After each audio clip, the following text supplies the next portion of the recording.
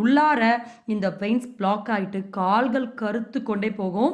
So அதை பற்றிய ஒரு பதிவு தான் நம்ம சேனலுடைய ஃபர்ஸ்ட் வீடியோ நம்ம போட்டிருந்தோம்.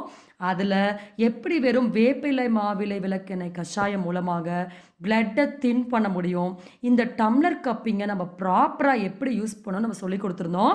நிறைய பேருக்கு இந்த டம்ளர் கப்பிங் பார்த்தோன்னா பயம் வருது. நீங்கள் பயப்படவே வேண்டாம். ஒரு குழந்தை கூட இந்த டம்ளர் கப்பிங் பண்ணலாம். அந்த காலத்துலலாம் நம்ம நிறைய வீட்டில் யூஸ் பண்ணிட்டு இருந்த ஒரு மெத்தடு தான் நம்ம மறந்துட்டோம்.